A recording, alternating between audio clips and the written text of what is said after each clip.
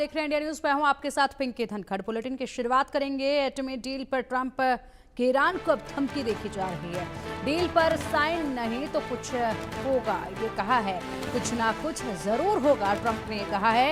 Iran को हमने 60 दिन का समय दिया, जंग में इजराइल अच्छा कर रहा है, ये कहा है। तो देखिए, शुरुआत में जब यहाँ पर अटैक किया गया तो उस वक्त अमेरिका की तरफ से बयान दिया गया कि हमारा कोई भी इसमें किरदार नहीं है, इजराइल ने यहाँ पर खुद ही अटैक किया है, हमारा इसमें कोई भी रोल नहीं है। और ऐसे में ईरान जो है वो कुछ भी अमेरिका को लेकर गलत ना समझे। उसके बाद अब यहाँ पर धमकी दी जा रही है, क्योंकि इससे पहले बता दें कि ईरान ने कहा था कि इजराइल को डोनाल्ड ट्रंप से ये आग्रह किया था, अमेरिका से आग्रह किया था कि अब इजराइल को शांत कराना चाहिए और इसी के साथ अगर चाहते परमाणु पर बैठकर बात हो, ईरान परमाणु पर बैठकर बात करे, तो ऐसे में अमेरिका को चाहिए कि वो इजराइल से कहे कि अब हमले बंद करें।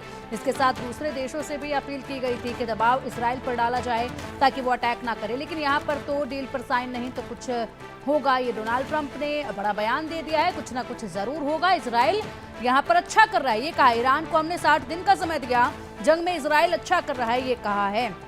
वाकई में ये वही डोनाल्ड ट्रंप हैं जो सत्ता में आने से पहले लगातार यहाँ पर दावे कर रहे थे कि जहां कहीं पर भी अब युद्ध चल रहा है वो तमाम युद्ध हम शांत कराएंगे। और जिस तरीके से लगातार यहाँ पर बातें सामने आ रही थी कि हाँ, जब डोनाल्ड ट्रंप दूसरी बार सत्ता में आएंगे तो उस वक्त मिडल ईस्ट में सब कुछ अच्छा होगा, शांति चारों तरफ देखी जाएगी। लेकिन अब बड़े अफसोस की बात, यहाँ पर मिडल ईस्ट में युद्ध जो है वो चरम पर पहुंचा हुआ है। और इसी बीच यहाँ पर तारीफ भी वो कर रहे हैं कि इजराइल युद्ध में अच्छा कर रहा है, बेहतरीन कर रहा है। ईरान इजराइल में भयानक युद्ध देखा जा रहा है। तेल अवीव पर ईरान का बारूदी एक्शन अब देखा गया। तेल अवीव पर ईरान ने दर्जनों मिसाइल दागे हैं। इजराइल के हमलों के बाद तेहरान में हालात काफी ज्यादा बिगड़ चुके हैं। जंग के बीच ईरान ने मोसाद के 28 जासूसों को पकड़ा है। इजराइल ने नया डिफेंस सिस्टम बाराक मागेन तैनात कर दिया है। ईरानी न्यूज चैनल पर अटैक में कई लोग मारे गए हैं। पाकिस्तान ने परमाणु हमले के दावों को भी अब खारिज कर दिया है। तेहरान जा रहे हथियारों के ट्रकों पर भी एयर स्ट्राइक की गई है। ईरान से भारतीय छात्रों की वापसी के लिए अभियान शुरू कर दिया गया है। खamenei की करीबी अली असगर ने रूस से मदद भी मांगी है। जंग के बीच G7 समिट के बीच से ट्रंप वापस लौटे हैं। तो जंग के बीच यहाँ पर G7 समिट चल रहा था और इसी बीच डोनाल्ड ट्रंप जो है वो वापस अमेरिका लौट गए हैं। उसके बाद एक बड़ा बयान उनका सामने आया जिसमें उन्होंने कहा है कि अगर यहाँ पर हमारी बात नहीं मानी, डील पर साइन नहीं किया तो कुछ बड़ा होगा।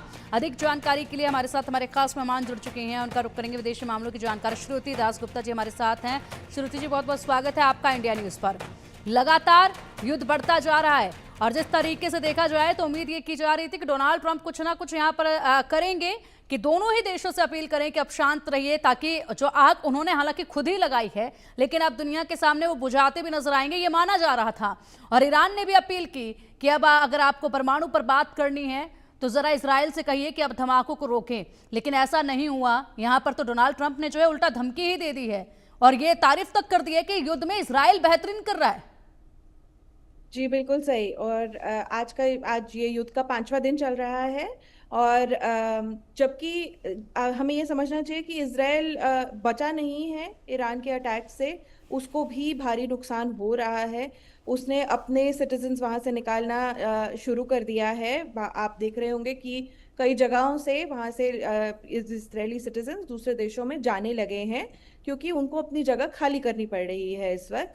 पर ईरान में भी ये चल रहा है, बहुत भगदड़ मची हुई है, लोग वहां से जगह खाली कर रहे हैं। और अब तो इसराइल ने, और रात के 3 बजे के हिसाब से, ईरानी टाइम के हिसाब से रात के 3 बजे के हिसाब से डोनाल्ड ट्रंप ने बोला कि तेहरान खाली कर दीजिए आप लोग। तो इसका मतलब है कि वो एक कोई बड़ा शॉक मैन्यूवर टाइप करना चाह रहे हैं, जो बड़ा धमाका एक करना चाह रहे हैं, जिससे जो आपके खमेनी साहब हैं और जो बड़े लोग अभी भी बचे हुए हैं थोड़े बहुत, वो इसके ऊपर आ जाए, मतलब इस अटैक के दबाव में आ जाए। तो ईरान चाहता है कि वो बिना न्यूक्लियर डील साइन करे सीज फायर करवा ले, और इजराइल चाहता है कि बिना न्यूक्लियर डील साइन करे तो वो एक कदम भी पीछे ना हटाए। इनफैक्ट जहां तक मुझे लगता है वो इस कगार पर ले आएंगे कि वहां पे तख्ता पलट हो, नहीं तो ये बात वो आगे नहीं बढ़ाएंगे। बिल्कुल, जिस तरीके से देख पा रहे हैं तो ऐसे में यहाँ पर कहीं ना कहीं जो पूरी कोशिश दबाव की थी वो अब खुलकर देखी भी जा रही है। भले ही जब यहाँ पर अटैक शुरू हुआ था उस वक्त अमेरिका की तरफ से कहा गया था कि हमारा कोई रोल इसमें नहीं है, लेकिन अब खुलकर सामने आ चुका है और उसी वक्त अंदाजा जो है वो लगाया जा रहा था। देखना होगा कि बाकी कंट्रीज इसमें किस तरीके से रुख अपना अख्तियार